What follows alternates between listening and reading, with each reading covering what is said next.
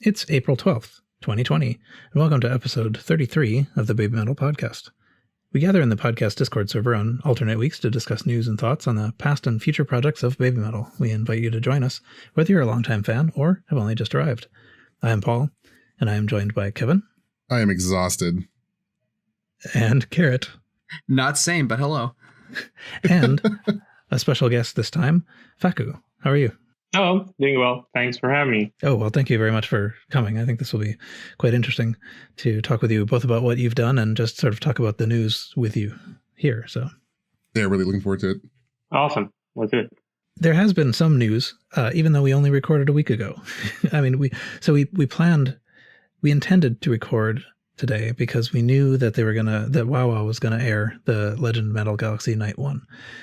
But almost immediately after we finished recording the last one, we got the surprise YouTube streams of Tokyo Dome, Red Knight, and Black Knight, which was, I was not expecting that. Yeah. Very pleasant surprise, even though it was at 6 a.m. for me. Right. Yes, these were at 8 p.m. in Japan, which for me, it translated to 7 a.m. Kevin, I guess for you, it was even worse. Yeah, 4 a.m. Yeah. Jeez. 3 nights in a row, 4 a.m. Well, just staying up all night. The thing is, that's what's funny is I managed to stay up until about 4:30, and that's when I gave up and set an alarm for 6. Yeah. Yeah, so it was 3 days in a row, basically, of concerts, starting with Red Knight on April 10th and Black Knight on April 11th. And then this was sort of less public, I suppose, but then the Legend Metal Galaxy Night 1 on WOWOW. So it was a pretty good build-up to that. And they've got to know that a lot of people, a lot of us were going to watch all three. So I don't know how much they cared so much about the international audience as far as the time goes. That's true. But yeah, so they tweeted out a stay home, stay metal message, which, I think that's pretty cool. They're sort of acknowledging that everybody's stuck at home and they're trying to make everyone's life just a little better. To a degree of success, I would say. I saw at its first night 73,000 watching live on YouTube, and I think 700 something thousand last I checked on YouTube. Oh, like total after the fact? Total after views, yeah. Yeah. And I think it's worth mentioning now it is the 12th as we record. The videos are private now, so they weren't joking about they'll be up for like a day. They went to private already. Wow. Okay. Yeah. Oh, okay. Yeah. I think the Red Knight video stayed a little longer than the 24 hours, but yeah, that's interesting. But very cool. I think they picked exactly the right show to do that. I agree. Oh, absolutely. So I assume all of us were there, right? Yeah. Well, one of us was there physically, I believe.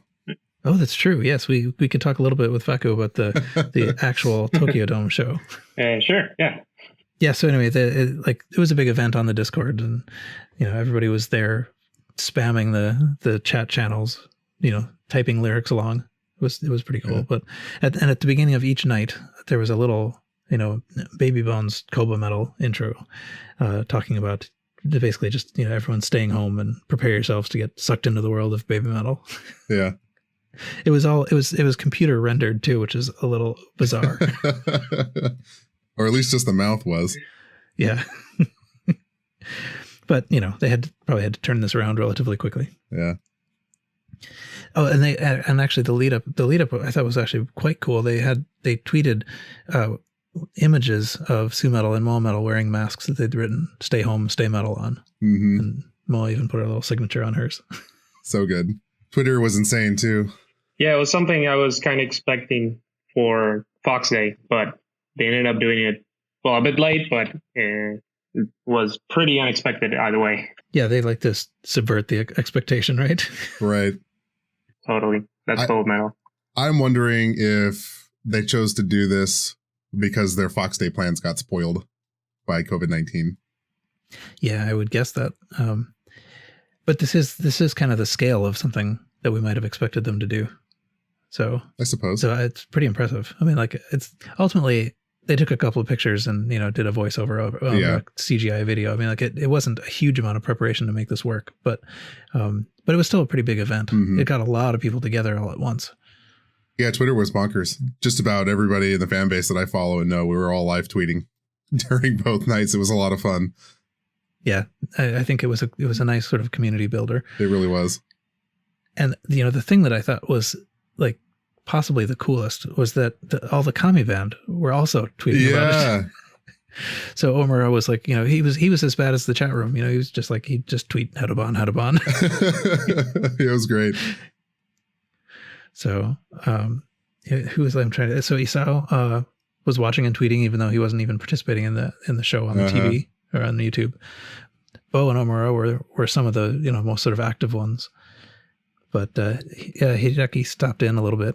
Yeah. Yeah, Hideki generally never tweets, so it was it was just a short tweet, but a lot for him. But it really did make it feel like we were all like doing this at once. It was a real shared experience. So yeah, I hope we do more of that, or they do more of that, because it was really nice. Yeah. So I think that was a great idea. If they're going to do something and they can't actually physically go anywhere or anything like that, it's better than just selling a new thing.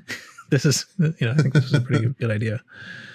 So, coincidentally, I think they also timed it with the Blu-ray and DVD restocking on Osmart for Tokyo Dome. They may have, yeah. In the YouTube descriptions, they have, links to Osmart where you can buy these things. Mm-hmm.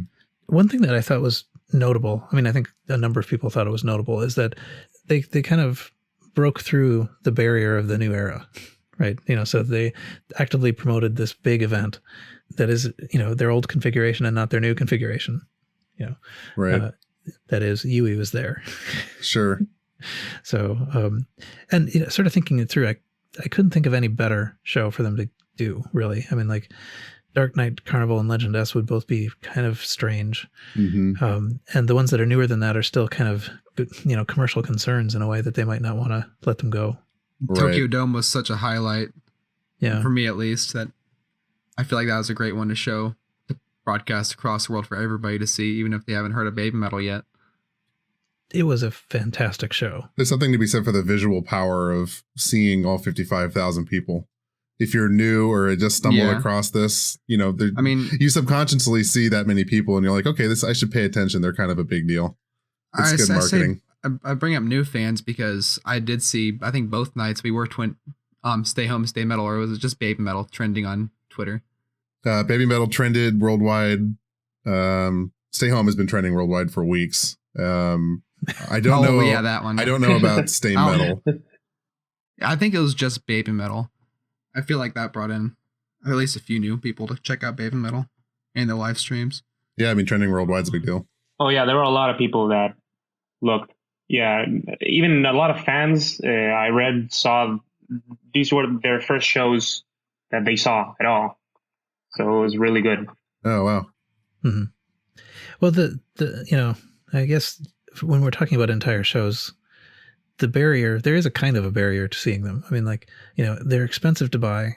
You have to kind of like know who to talk to find them, or be diligent in looking around to try to find ones that you don't have to pay for. And they look, less good. Mm-hmm. So yeah, I think only Legend S is rather cheap. When I released digitally, it was like $4 or something like that, like really cheap. The only one I remember. Yeah, Tokyo Dome, I know you can get on digital, iTunes, and things like that. I don't remember how much it cost. I think it's like $15. Okay, that sounds plausible. That sounds right. I mean, in my with the sort of skewed perspective I have on all this stuff, that sounds super cheap. but of course I understand that it isn't. I mean, having just paid $230 to have the forum shipped to me, $15 is pretty cheap. Oh, nice. But yeah, that was also, it's true that all of this happened kind of right on the tail of all the the ones that's getting into people's hands too. I guess we talked about that a bit last time. We did. So yeah, I mean, I think this was a really pretty fun event, and we didn't have much warning, and nobody I think really expected them to do that, but they really did. They kind of acknowledged the world around them a little bit more than they often do. Yeah, so, yeah. So we might, while we're still talking about this, maybe we could talk a little bit about just the show itself, because I don't know if we're ever actually really going to do a deep dive on the Tokyo Dome show, except for now, and we've all just recently seen it. So, maybe Facu, since you were there, you could mention some of the things that like where were you and what was it like actually going there? And I know you have some trivia about it as well that is interesting. Yeah, they were actually my first shows, so pretty big for me. I was always in the upper bowl, but it was perfect just to see the magnitude of it. It was just amazing. These shows were by far, since I've been a fan, the most hyped shows. Since then, there hasn't been a show that was at that level of hype. I mean, the PR machine, they did so much publicity for the show.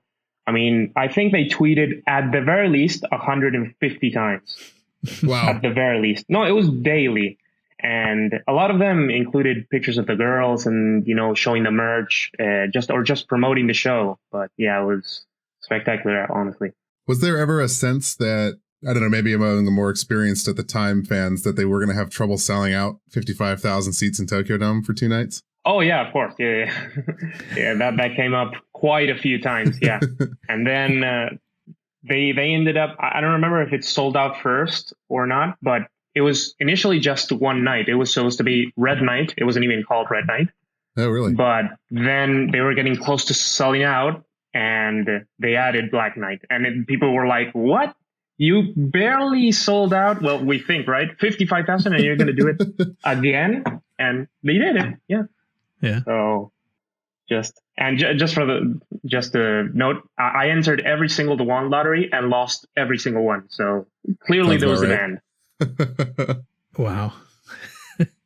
Yeah, I bought off resale. Yeah, I wonder. So, it seems like looking back on it, this was planned, this was planned very carefully, that they played all of the songs across, except for one, across the 2 days. And I wonder at what point that plan came to be, because of course, when there was only one night, that was not on the table. I'm very glad it worked out. Yeah, I imagine Koba knew. It was like just a way to tease people and then release the other one in case it doesn't sell out or something. Mm-hmm. Kind of like the Legend Metal Galaxy shows. They are called extra shows, but I'm sure they knew about it well before selling out the other shows. Sure. It would be so interesting to really see behind the scenes. I've been thinking that ever since I sort of started knowing that there was a behind the scenes. But yeah, it must be pretty interesting to see what's happening with this band, Koba, whatever, Team BABYMETAL, how they discuss all these things. Absolutely. Yeah, definitely. But so I sort of feel like there are a number of things that, that we all kind of know about the Tokyo Dome shows because we've just been following them for a long time. But if you were somebody that's new, somehow, just saw the Tokyo Dome shows on YouTube and somehow found this podcast, what are some of the interesting things that aren't evident immediately? Well, first, obviously, it's immediately visible, but this was their largest show. Even since then, they haven't played anything even remotely close. 55,000 people per night.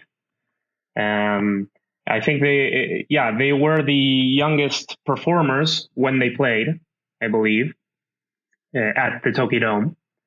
It was the pro shot debut of Syncopation, which right now it's been played tons of times, but I remember people were very hyped to see that. And that version was the first time that I ever even found out about it. That song even existed back in those days. Ah, nice. Oh, wow. Before I found the Reddit or anything, I stumbled across, Black Knight before anything else. Yeah, that's why BABYMETAL is very difficult to find these things if you don't get into the fandom, because it's kind of hidden, I guess. If you don't jump head first into the rabbit hole, you miss some stuff. Yeah, pretty much. Yeah. Yeah. And if you do, if you do to stick your head into the Discord or whatever, then 25 people descend on you telling you to watch Met Rock and all this other stuff. Yeah, it's a bit overwhelming sometimes. But everybody wants to help. Oh, yeah. Yeah. It's just trying to get everyone to see the awesomeness of, well, Met Rock and all the rest of the shows generally. But when I became a fan, there was a limited amount of shows. So it's like, okay, watch Budokan, or you got Legend 9097. And it was like 6 shows that you can choose from. Now you have just an abundance. So it's very difficult to choose one. Yeah. But yeah, I agree with BABYMETAL that the Tokyo Dome shows are probably the best in general terms. Yeah, no, they really kind of went all out to make this just spectacular. I mean, the stage is so huge, and the fact that they were up there, they actually like were, in each night played it up on the top. One thing that that sort of tempers Tokyo Dome a little bit for me is just that because it's so big, a lot of times they're far apart from each other, so it changes the choreography a fair bit when they're each out on their own spike or whatever, coffin shaped. Yeah, totally. Yeah. Well, actually, when the Pro Shot came out, I remember a lot of people didn't like it. A lot of people didn't like it because it wasn't the choreography that fans are used to, or you couldn't see it, all the girls at the same time, or even the Kami band, so a lot of people actually didn't like it when it came out. Like the idea was it was epic to be there, but maybe on the Pro Shot it doesn't translate well, or some people were the other way around. So yeah, it's it was all for the Pro Shot, and half the time you couldn't see them. Yeah, well, yeah. Even at the show, if you were at the back or something, you had just to watch the screen for 95% of the show, I'd say, because you just wouldn't see them. Yeah. So yeah, just too big, literally. It is interesting that, so a couple of things that the show is famous for. It's the only time that they played Tales of the Destinies. Which is such an amazing song. I always kind of feel like they must have spent about half the total rehearsal time on getting that right. But and then From Dusk Till Dawn did not get played because it's not on the Japanese editions. So yeah, it technically did get played over the speakers when people were exiting the venue both nights. Oh, interesting. That was just a tease for fans. Yeah, for Japanese fans, I guess. Huh. Yeah, I love that. Actually, I mean, I suppose everybody, for the most part, everybody there knew what it was they were hearing, but that is a real outlier song. Like I could imagine hearing that in a Kobo playlist and not actually comprehending that it's BABYMETAL I'm listening to. So yeah, another thing that is pretty amusing is this way that they, so the arrangement of this whole thing is it's basically all around a huge stage in the middle, but so there's no way to get there. And from what I understood, the Kami band just kind of like walked over, right? Like from the side. Yeah, I don't remember, but it probably when the lights went off, they probably just walked there. They generally do that. Yeah, I guess they're relatively more public. But yeah. But this story about how the girls actually got there is pretty hilarious. I actually had no idea up until like earlier today when I saw it on Facebook. This is something I did not know. Really? Yeah, dead serious. And something I never even thought about either. You pointed out there's no real way to get to the stage. That didn't click in my head either, but it all makes sense now. I mean, I suppose they could have gone there 4 hours earlier and just hung out underneath the stage. I mean, I guess that's what I naturally assumed, but anyway, yeah. So, Facu, did you see them go in, or did you just hear about afterwards how this transpired? Most of the stuff I heard, afterwards. Yeah, I didn't see it at the time, but I remember people applauding, and it was just like, why are people applauding? And then later out, I found out that they were moving the boxes, and everyone when it was Black Knight, they already knew that the girls were inside the boxes. So they were just like the staff just sort of rolled them over. Don't mind us moving these big boxes for no reason. I would have loved to be a fly on the wall in that meeting, because I got to think that they designed this whole incredible stage. And then like the week of the show, they're like, how do we get them out there? That's exactly what happened too. And then somebody had the idea of putting them in these like hit boxes or whatever they were. Yeah. There was also, I mean, like the Blu-ray has been cleaned up a bit. So I know that there's some discussion about the audio, having been cleaned up to sort of solve for echoes and things like that. And actually probably, I don't know, so I've never really attempted to listen to like fan cam audio or anything. Facu, do you know, or anybody, do you know like what the alleged differences are? I do not. I know that they didn't show the Moametal slipping at the end, but aside from that, I'm unaware. Oh yeah, I was going to get to that, but I was thinking like of just as far as the audio. Yeah. Well, I actually, when it released, I was a bit, that was the part that was disappointing for me, the audio, because I felt it was more processed, which makes sense, but I felt that you couldn't feel just how big the audience was. So that's why I generally tend to listen actually to the fan audio, the bootleg recording, because even though the audio is obviously worse quality, you can actually hear the 55,000 people screaming, shouting, it's a different experience, I'd say. Mm-hmm. And yeah, you can hear the little mistakes visibly. Yeah. Yeah, I mean, I suppose they did probably touch up a few things, but the lack of audience is definitely one of the things that I've heard people be a little unhappy about, even if it was just mixed a little higher. But that had kind of been a common complaint on BABYMETAL Pro Shots up until maybe Legend S or maybe Big Fox, where they started bringing the crowd in more to the mix. Maybe. Yeah, Big Fox. I mean, Legend S has. The crowd is not super loud in Legend S either. There are places where I think they did bring it up enough so that you could hear when Moametal's parts were being covered, but it's still pretty quiet. Right, but it was still an improvement over preceding concerts.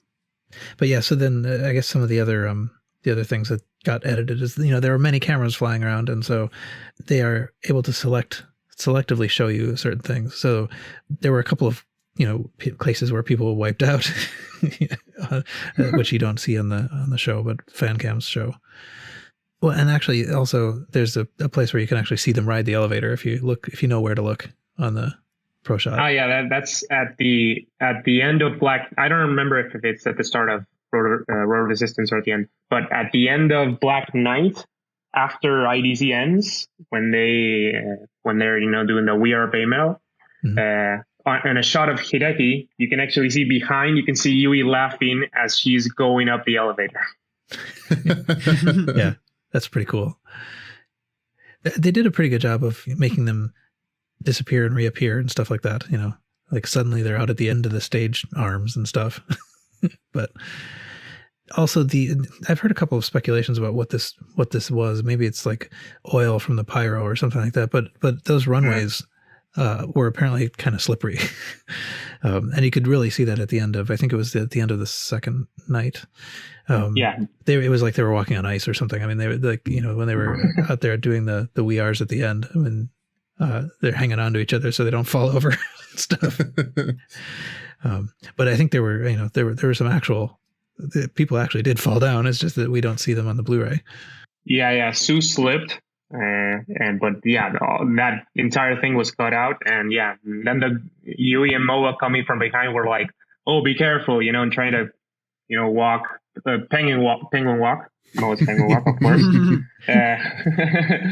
They just cut to the shot of the audience, and then actually a lot of people don't know, but when it ends, IDC ends, and the Kami come out to play at the very end of the show.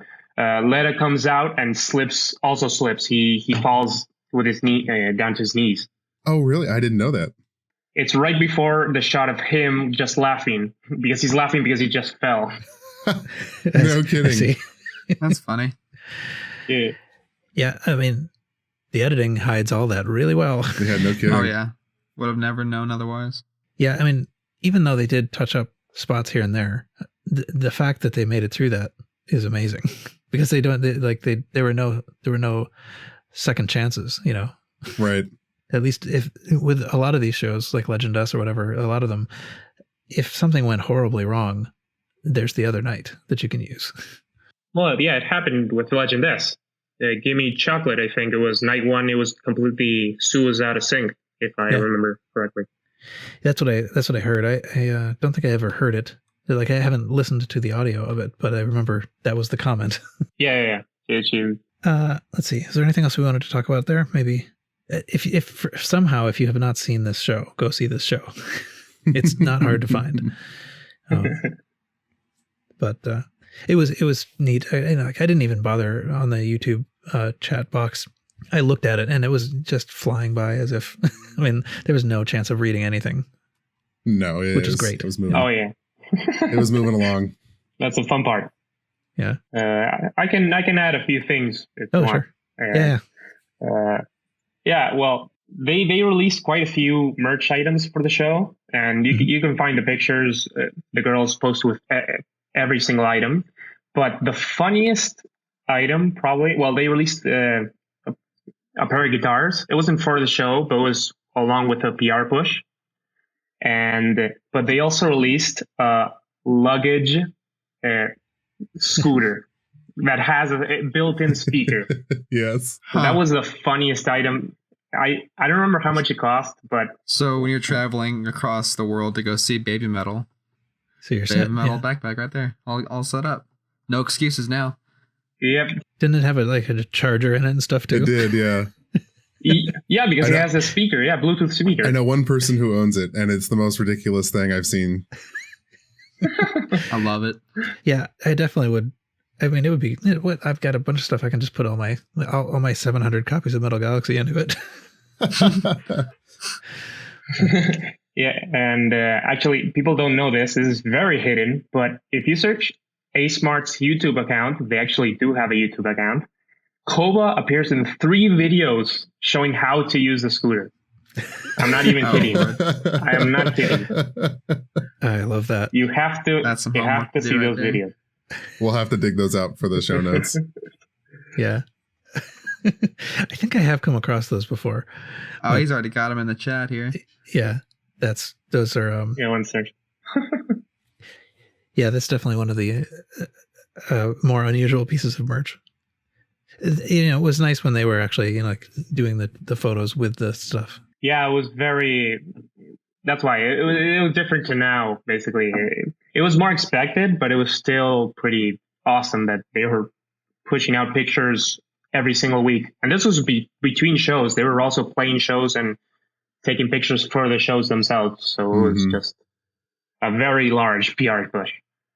Mm-hmm. And yeah, last thing to add, I think, to the shows that I can remember is the following year in April, once they released the album. They do this for all the big shows. They did at Tower Records. They had a display where they had, you know, pictures and also the actually Blu-ray set. But they also had the actual costumes that the girls wore. But evidently the staff members didn't realize that the colors are switched. Yeah. Because they put the red outfits, which are actually from Black Knight, they put them in the Red Knight display, and then the gold ones in the Black Knight. They switched them out a few hours later, but it was kind of funny that even they got confused at Koba's weird logic. Yeah, that's actually that's exactly how I remember what is played what night. Is like, yeah, try to remember if they were wearing red, and then if they were, then it isn't Red Night. Yes. Yeah, exactly. That's funny. That's hilarious. And lastly, at that same display, they were showing people a VR version of the show. Actually. Yeah, so that version exists somewhere. Koba has it in his hard drive or something. So he has a 360. They put a camera in some seat, and you can watch it as if you were there. That is wild. I mean, and I suppose the cameras back then were slightly less good, but still. Yeah, it was still 2016. It doesn't matter for VR, though. Don't need a 8K camera. Mm-hmm. Yeah. I wonder, all this footage, we are coming up on a 10th anniversary. I wonder if we'll get any of it. Yeah, seriously. One can hope. Yeah. I have watched the Tokyo Dome show many, many times. But it was still actually really fun to do that, to kind of just sit there. And honestly, it was actually not so bad that it was at 7 a.m. for me, because there's like nothing else happening. I mean, I can just do that. Yeah. So. Right. Well, okay. So we had that, the two, April 10th and April 11th big YouTube stream events. And then that was followed this morning, as we're recording, the airing of day one of Legend Metal Galaxy on WOWOW, which was an hour. So they had to cut a couple things out, but many of us had our ways of watching it as it happened. So we were, most of us were actually sort of like following along with that as well. So anyone want to sort of like talk us through any of that? In the show notes, I've put a little list so we can all see it, of what the songs were, the order was, the Avenger, and what was skipped. I will let somebody who wasn't there talk about it. Me, I was not there, nor did I watch it this morning. So here we go. Yeah. Have you seen it since? I mean, did you watch it? I watched Night Night Burn this morning. Okay. The video of that. I didn't watch the whole thing yet though. Started off with Future Metal and then went to Da Da Dance with Momoko, and we kept Momoko for Elevator Girl, the Japanese version too. Normally we would have went into Shanty Shanty Shanty, but that was skipped. Instead, we cut straight to Homage and I with a lore movie intro with Riho as the Avenger. Keeping Riho, they played Yahveh. Again with Riho, Brand New Day. Surprisingly, they skipped Gimme Chocolate. Mm-hmm. I don't know why, but I mean, of all of them to skip, I think that would be one of the preferred ones in my opinion. Then they brought out Kano for Megatsune, and kept her through Night Night Burn, along with the Japanese version of The One with an intro movie. Road of Resistance, high population density version, as high is labeled in here. population density version. I had to read that out loud.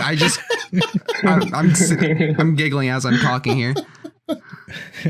I wasn't actually expecting that to make it into the recording. But okay. I'm really glad it did. As I read it, there was no way I wasn't going to say that, because that's the best way to describe it. And then they played for a short ad for day 2. Yeah, the stuff they skipped. Honestly, we didn't need another version of Shanty Shanty Shanty. That was, and Gimme Chocolate we've seen a million times. So I think they picked the right things to skip. Yeah, I'm glad they kept all the new songs on there. The screen was huge. Oh yeah, right? Giant. I mean, indescribably large. Like, I thought IMAX screens were big. This is like 4 times that. Mm-hmm. Well, remember, the venue is very large and all flat. So the people at the back, they could probably barely see that screen, I could imagine. Mm-hmm. Yeah, this was a pretty flat venue. I don't know if does this venue actually have seats around the edges? Not around the edges. In the very back, they had the Happy Mosh seating, which was like bleacher seating. So it did raise. Because I was actually thinking that, so one of the things, they had a big diamond stage. In a lot of the previous shows where they had the octagon and stuff like that, the thing that they stand on was also illuminated and, could show images and things like that. Mm-hmm. Whereas on this one, it was pretty much just a static, I don't think it could show images. I think it was just a static, Galaxy Arc design that they stood on. And I thought that was interesting, but then it occurred to me that nobody could see that. I mean, they were not, like the flying cameras could see that, but like no actual human there would be able to see them standing on anything, because it's just so flat and they're up in the air. Well, you do see the top down in venue, because they do use a lot of the same camera angles inside. Oh, that's true. Yeah, I guess so on the screen you would see the shot from above. Yeah. Okay. Kevin's famous now. We got a pretty big shot of Kevin in Dada Dance. Wild. Middle of the screen, yeah. I couldn't believe it. I still can't believe it. Yeah. So no, I mean, like, so if you ever meet them, they're going to recognize you. You're that guy. It's that guy. You can also pretty easily make me out towards the end of Road of Resistance. Ah, cool. Or in the call and response, just because I'm huge and in the middle of the pit with my towel. Very excellent. So, I mean, it was really cool to see. I had watched, I had probably a couple of times the fan cam. I think there's pretty much like one fan cam from this show. And I'd watched that a little bit, but it was really nice to see, the actual pro shot. I like it a lot. The one observation I had was that you saw almost none of the commie band. I mean, like, you certainly saw almost none of their heads. Very occasionally they would cut to a guitar, like, but yeah, I mean, it's amazing how infrequently they appeared. Yeah, I was kind of surprised by that because they made such a big deal about having both bands there and kind of making it about them in a way. I would have expected to see a little bit more of them, but we didn't. Yeah. Yeah, I think it's always argued that WOWOW generally puts the girls more in the highlight, and then in the official release, Koba gets in the commie band a bit more in there. Okay. Yeah, I haven't done the forensic work on many of them. I remembered I did actually go through the Big Fox Festival, for the places where they overlap, and that one is maybe not the best example of that, though, because the commie band's pretty obvious in that and all the way through. But I know WOWOW actually also showed a lot more of, not a lot, but where there were differences, a lot of times it was WOWOW was showing the audience, where the Blu-ray was showing the stage.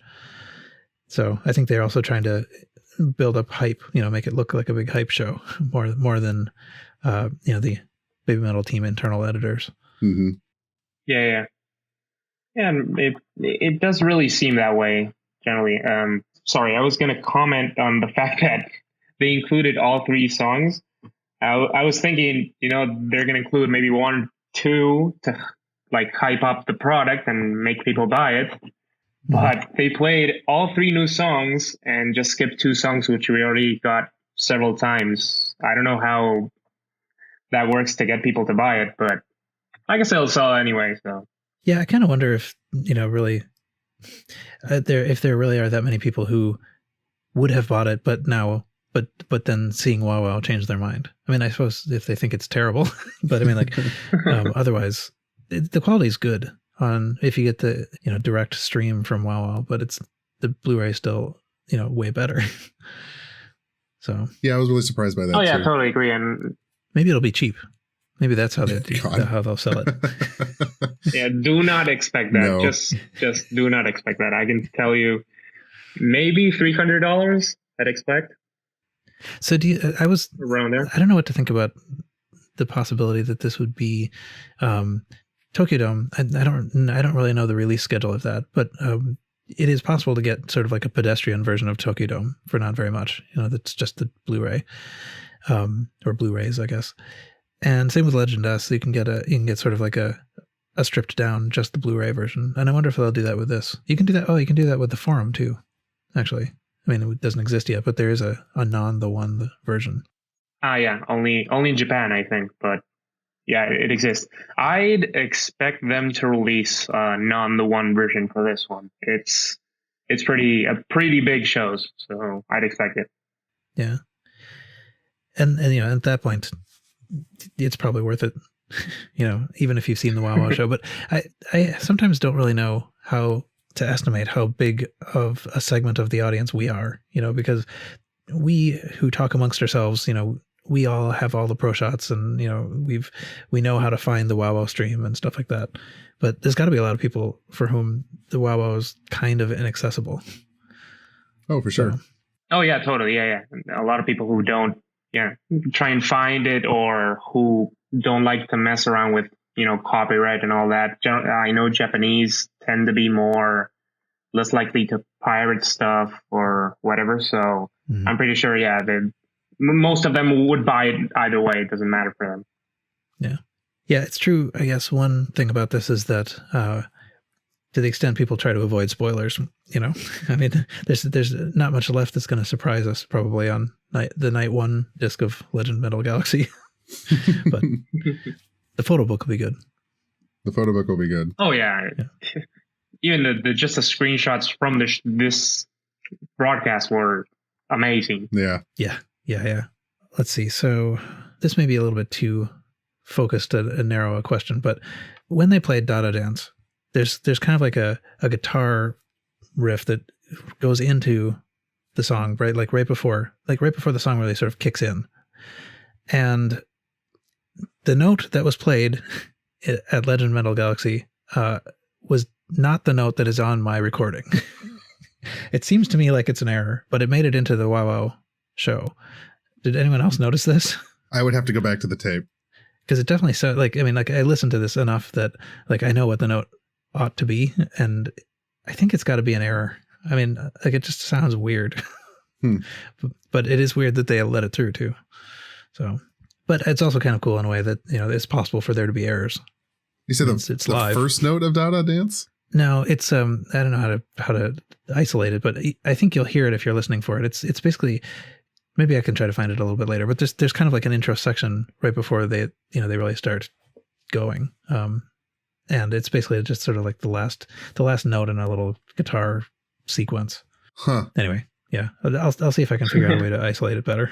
But I'm not hearing a whole lot of people saying, "Oh yeah, I heard that too." So yeah, it's not ringing a bell for me, No. but I didn't really pay that much attention to it anyway. I kind of just accepted it as it was. okay. Yeah, I'm not really one to see that stuff. I remember Dark Knight Carnival, people complained about the drummer apparently missed a lot of notes, and I was like, what are you talking about? It sounds the same to me. Oh, were you there? Yeah, I was there. And people right after the show, like, I didn't like this new drummer. You know, he missed a lot of notes, and I barely realized, or didn't realize it at all, actually. Reportedly, they fixed it anyway in the one that you can buy. So, yeah. Let's see what else. I think I had other sort of comments. So what did we get that was new? Homogenai. That's probably the first one that we got that was new. Well, maybe we can go in order. Is there anything that we wanted to say about Elevator Girl? Well, just that they played the Japanese version. The Japanese version is still better than the English version. Yeah. Well, I think we're all on the same page with that. Yep. As is appropriate. But otherwise, yeah, I mean, I think it was, there wasn't anything particularly remarkable about it. It was good. I mean, of course, but, and then Homogenai, this was the debut of that song. And it had this, this funny lore movie intro about the metal, whatever it is, the metal warriors accidentally getting like under a spell that caused them to dance uncontrollably. Yeah. And then their friends, mocked them until they also fell under the spell. Bonkers. Yeah, I love those intro videos. They're always so much fun, honestly. It was something I didn't realize I missed. The kind of wacky song intro video. Yeah. Yeah. The whole thing was just so goofy, but it was cool to be able to see it. I mean, like to really be able to, because I think the fan cam missed a little bit of it, and they actually did a pretty nice job of just putting the video right on the screen. Like we didn't watch a screen showing the video. We just saw the video. Yes. Right. Yeah. Yeah, it did very well for that. But yeah, I haven't seen any of the fan cams or anything, so this was all first experience for me. Oh, awesome. Nice. Yeah, there's something to be said for that. Not kind of ruining it with suboptimal video and audio. Mm-hmm. I guess in the actual display that we saw in Homogenai, there was I found it.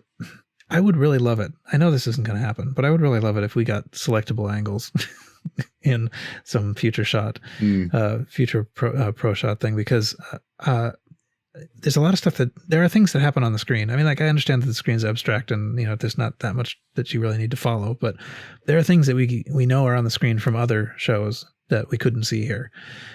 Like what Yoakum does when the like whatever it is, the elf or whatever is talking, like we couldn't see any of that because they were like focused on the people, which is fine because like we want to be focused on the people, but so there's a tension there that we can't both see the people and the screen, and the screen is also a little bit behind in order to account for like the sound of speed, the speed of sound that is, so it always looks a little strange if you can see them and the screen because they're not quite in sync. So I think that also contributes to, like, you're not getting quite the experience that you would have had if you were there by watching the Blu-ray. Mm-hmm. So, right, yeah. That was my only sort of like wish there is, like, I wish I could see more. I wish I could see more of the stuff that's happening simultaneously, but it was edited pretty well, I think, otherwise. Yeah. So yeah, it was okay. I'm just, well, I don't know. There's the whole modernism in editing is quick cuts to be exciting and keep pace and things like that. And you never really get to digest what's going on. Mm-hmm. I would like longer takes and longer cuts. Yeah, I agree. It was cut a bit too quickly sometimes. I remember Imagine, I think they showed a shot of the crowd. There was a bunch of people in a circle doing the same, dance. Mm-hmm. And they showed it, I think, for like less than a tenth of a second. It was impossible to see. It was like 6 frames. Yeah. Yeah, I caught it too on the maybe on the second viewing, and I think it was cool. But it's true that you really have to be like, most people will not see that unless they happened, not to look away at that moment. Yeah. Yeah. I mean, we did get a quite good view of the new choreography too. Yeah, it's so funny. It's still such a funny thing. It's still good. Yeah. I still love it. It's fun to watch. I just wish we got longer cuts. Mm-hmm. Or more time between cuts. Yeah. At least for me personally, they did it again. The same thing that happened with a lot of people with Meta Taro, like back in 2016. A lot of people like, look, I don't like this song. I don't know. It doesn't feel right. And then you see it live and it's, a completely different experience. Mm-hmm. And I was the same way about Omaginai. I was kind of like, look, it sounds fun, but it's very repetitive and whatnot. And then, I saw it live. This was the first time I was seeing it live. And I was just blown away. I was like, hell yeah, I want to be there. I want to be there just dancing, shouting. It seems so much fun, just that. And that's what BABYMETAL should be. Yeah. Yeah, I agree. Yeah, it is such a simple little song. It is. I mean, like, I still kind of feel like when I hear it on the album, like I can still get that they're not really taking this seriously. Like, this is kind of like a goofy fun song, but I mean that shines through very strongly when you're seeing it. Mm-hmm. So, just the choreography is good and whatever, but it's silly. I mean, it's just silly. It's also Sue's favorite song from the album, I think. Isn't it? She said that, yeah. Yeah, she said that. And it's it seemed a little incomprehensible to me until you see them actually doing it. Yeah. Yeah, she must have had just a blast learning that choreography. You can tell they're having so much fun. Yeah. I thought this was going to go quickly. I don't know why I thought that. But so after that we had Yahveh. I don't think I have a whole lot to say about that, except that I do think that it was interesting. It was interesting because it feels a little different. I can't quite put my finger on how it feels different, but it's sort of like they grew up, a little bit. They're like the choreography it's like their movements are bigger or something. We can see sort of more what they intend. It's kind of more precise, but it's not the same kind of like Metal choreography either. So I don't know exactly how to think about it, but I just sort of felt like I understood better like the message it was trying to communicate than I did in older shows. Interesting. Oh. So otherwise, I mean, it's the song we know. Yeah, I didn't watch it well enough to be able to compare really. So maybe you're right. I don't know. Yeah. I wasn't paying that much attention to it, but it did sort of strike me that it was, somehow I was really feeling it a little bit differently. But okay, so then the sort of like, the next big highlight is Brand New Day, which was the introduction to this. And so it started off with this kind of like calm intro music that to me, and I assume this was kind of the idea, kind of evokes the idea of like the sunrise, and dawn and stuff. It's sort of like blue and calm and little hints of these little bits of music that they sprinkle in. It's just kind of hinting at the coming song. But that was super effective, I thought. Mm-hmm. And everybody knew what was coming, but you could still sort of like see how they built to it. I kind of wish we had that on the recorded album. Actually, I will probably listen to the CD version of this as soon as such a thing exists. Sure. So I don't know. Anyone else want to sort of like talk about Brand New Day? That one I think it's got some of the biggest differences in the choreography. I have not seen the WOWOW of Brand New Day yet. Like I said, I just saw Night Night Burn like 10 minutes before getting on here. Yeah, I know. I'm as soon as I get off here, it's the first thing I'm doing. Okay. The only thing I remember clearly was that it was a bit dark. That's the only thing I saw a few people complain, that you couldn't see everything well because the screen was dark and the lights were pretty much dim, so you couldn't see much. Yeah, I sort of took that to be an intentional artistic choice. Like it seemed like they were really going for a lot of sort of silhouette work, you know. So there was light behind them and there was not light on them. So mostly what you were seeing is their outlines doing these things. Kind of like what we saw in like Catch Me If You Can at Wembley, right? Yes. Yeah. Clearly it was obviously chosen to be like this. But yeah, just a few people wanted to see the choreography better, and well, it was a bit difficult. But I imagine we'll get another chance. Mm-hmm. I hope so. I hope these aren't one-offs. I found the choreography was really interesting. Like I think as we continue through this show, it gets more and more unlike their prior choreography. So I mean, Homage and I, you know, it was goofy, it was funny. Brand New Day is a little bit more. What did I write? It's quite sway-y. It's sort of like, it's very sort of smooth, constant, curved movements that they make. That's relatively different. One of the things I really kind of liked about it is that there's a number of places where it's not really just like Sue does something and then the other two do something in sync, but that they really just go in sequence, doing whatever it is. And I think that, you know, it's really 3 events in a row. That looks really nice. And, you know, they did that a little bit in like Doki Doki Morning and stuff, but it's another level here. Yeah. Yeah, I agree. I saw the same thing. They were doing more things all together instead of generally previously Yui and Moa and then Sue doing a completely different thing. But yeah, now they all together, they did the same thing generally. So I like it. It's, you know, it's interesting to see this development. Anyway, I mean, you know, I don't know if there's much more that I wanted to say about that either, but I really like it. Okay, we can move on, I guess. The next thing, so this is the place where they skipped Gimme Chocolate. Don't know why, but you know, whatever. They managed to cram everything in the amount of time they had. So they did not skip Mugitsune. At this point we switched to Kano. I didn't have much to say about this really. The stage was out in the middle, and we did not get any indication of what the hengo was, but Kano, you know, cracked up. She enjoyed it. Anyway, you know, it was fun, you know, song or whatever, but then Night Night Burn is probably there's something to say about all of these coming ones. But so Night Night Burn, first time we've ever seen it. This one has exceptionally weird choreography for them, I think.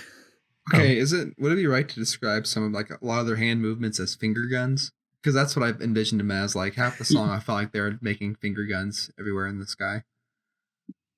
I thought the same exact thing. Mm-hmm. I mean, I think whether they're supposed to represent guns or not, I don't know. But if you were asked to make a finger gun, it would look like that. Yes. Yeah. But and a lot of this kind of like, you know, I don't know how to describe the kind of dancing it is, but this kind of like, you know, raised hand clapping kind of salsa movements and stuff. Yeah, maybe. I don't know anything about dancing, but in my head, that's what I'd call it. Yeah. Definitely very, very sort of Latin influenced dance in a way that is unlike anything else that they do. I thought it was what I wrote in my little notes about this was that I thought it was kind of freer, you know, like they're just, it's looser in some way. They're still in sync with each other, but the movements are kind of looser. Really interesting. Well, yeah, Moa had commented a bit, I think in an interview, that she was saying that all the choreography is changing quite a lot because they're more grown-ups, or there's stuff they can't do anymore, but they also want to change the style to be more adult-like. That's what she said. Yeah, so it makes sense. I bet they have a blast doing this too. I'm sure. Oh yeah, it seems so much fun, honestly. I think I said when we talked about the show, when I got back from it, whatever episode that was, that this was my favorite new choreography by a wide margin. And I hope you see why. It's really good. I like it a lot. I think I'm on that boat too of liking it a lot.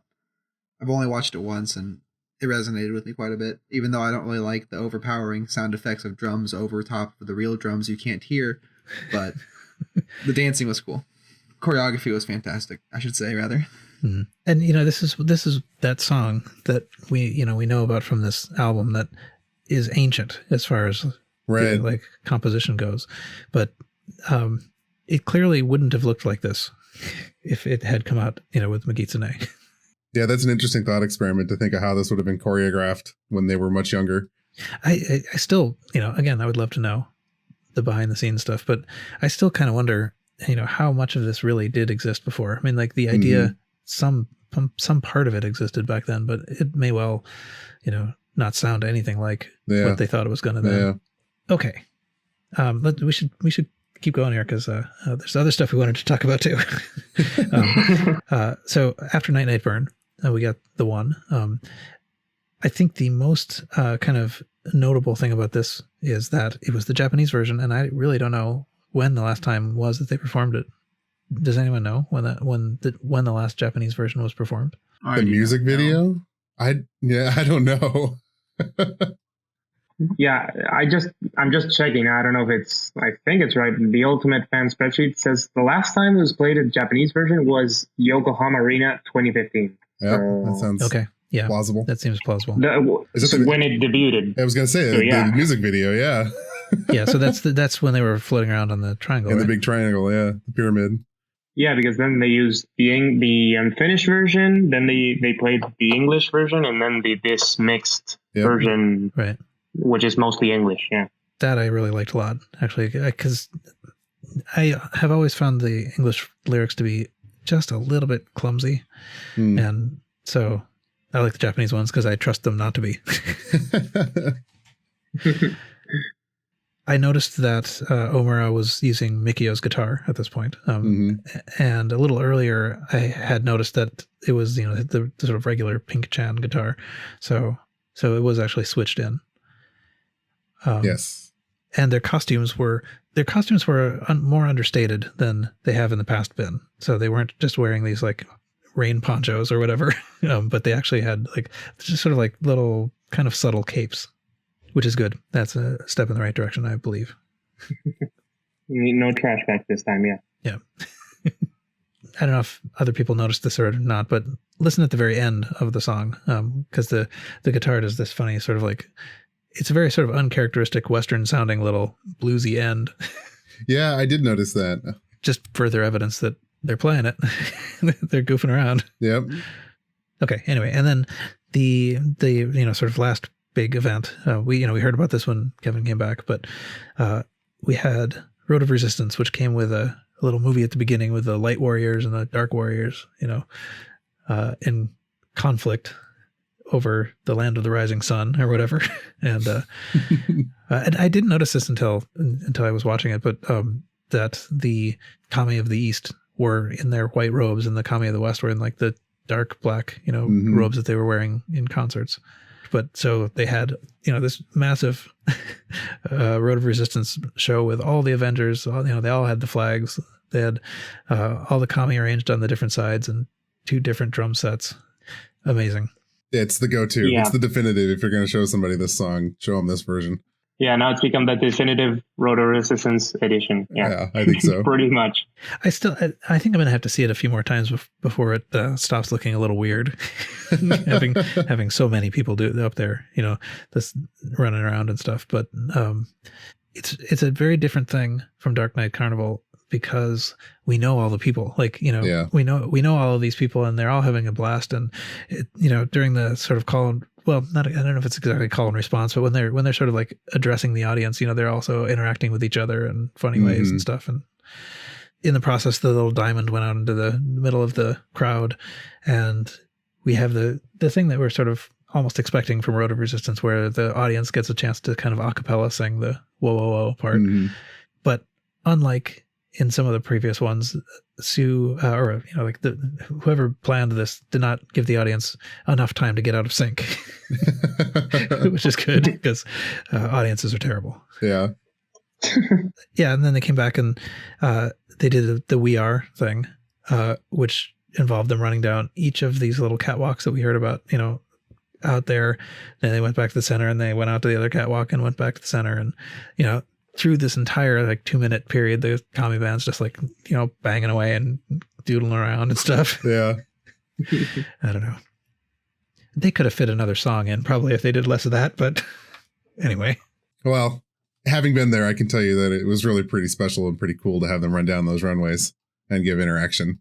Oh yeah. No, that's one thing that's cool about that is that I was noticing that they really could get pretty close to most of the audience that way. It was, I don't know, maybe the closest I've seen them get to a large venue audience. Yeah, and they seem to be really connecting with people too. Yeah, they were super into it. It was awesome. Yeah. So I disagree. They should have kept it the way it is. I should qualify. What I meant more was WOWOW could have shown less of that and gotten another song in. Maybe. I think they should have done it in actual life. But I don't really find myself missing Gimme Chocolate or Shanti though. True. I guess that's true. That's what we're talking about here. Okay. I think we made it through this. We got a very small little ad for the next, day 2. Day 2 is May 17th. So it's, there's plenty of time to wait for that. Yeah, I don't think I have much more to say about that. Okay. So now I guess we sort of, we face a question. I think this has been really interesting to talk about all this stuff. And there's equally interesting stuff that I would like to talk to you about, relating to just all of the astounding data gathering and stuff that you've been doing, data gathering and presenting. And I don't want to rush through it.